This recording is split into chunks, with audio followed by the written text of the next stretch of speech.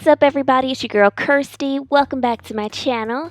As you can see, I've got my hair done in this lovely updo. I'm going to be bringing you guys a cute little hairstyle today using RastAfri's newest Bora Bora Curl. It is this cute spiral crochet hair, and I am just loving this ombre color.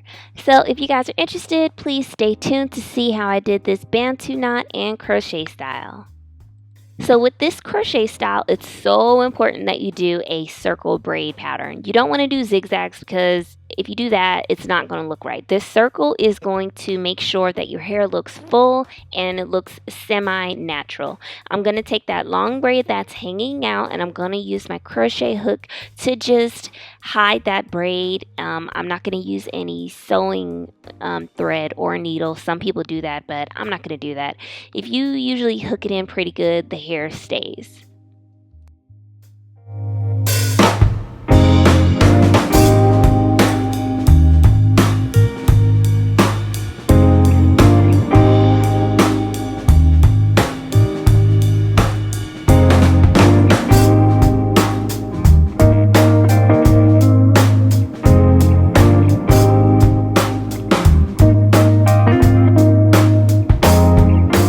Okay, so I'm sure you guys have seen crochet videos millions of times, but I'm just going to show you guys a couple clips of me installing this gorgeous Bora Bora curl in my hair. You guys, I love how silky this curl is. It blends very well with mine. If I would have got a natural color, I think this would have looked even prettier. Like, it's already gorgeous with the blue, but imagine if it was my brown color. So all I'm doing is just, slipping the crochet hook through my braid. Then I'm hooking it onto the Bora Bora curl from RastAfri, pulling it through the braid, and then wrapping it around 2 times. I didn't do more than 2 because these hair is pretty long. And if it was shorter, you probably want to do about 4, maybe 5 times just to ensure that that knot isn't going to loosen.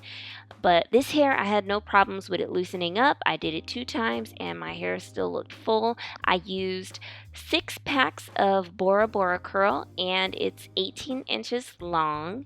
And yeah, I love it. And this hair, you could put mousse on it, product, and the curls will revive themselves. If you happen to have any frizz, it's perfect. So great job, RastAfri.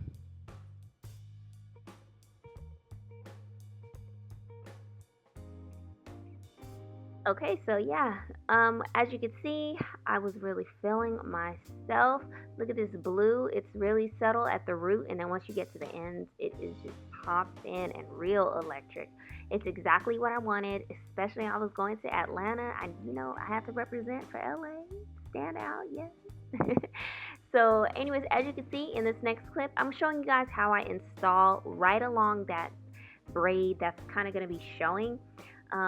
When you're installing it along this braid, you want to make sure that you're doing it really close to the edge, so that way once you let the hair go, it doesn't look very visible to the naked eye. It almost looks invisible.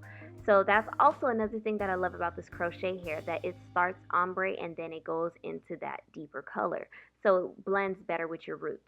So once again, as you can see, I'm not putting it through the entire braid. I'm just kind of poking it through a portion of the braid. I pull it through, I loop that hair around 2 times, and then I let it go. And it's perfectly secure.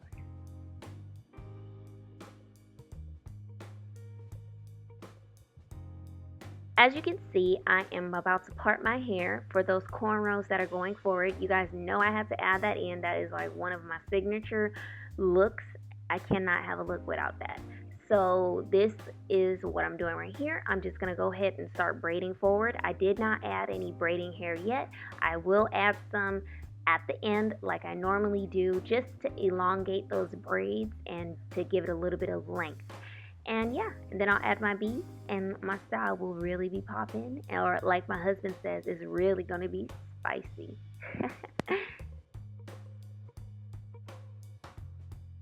Okay, so next I'm going to make my sections for my Bantu knots. As you can see, I just kind of did a triangle shape. I really didn't do anything particular, but I knew I wanted at least 4 to 5 Bantu knots. So I opted for a triangle shape, and in between those triangle shapes, I'll be adding in a really skinny little braid that I'm going to do to really give this look, a bit of flair and really switch it up.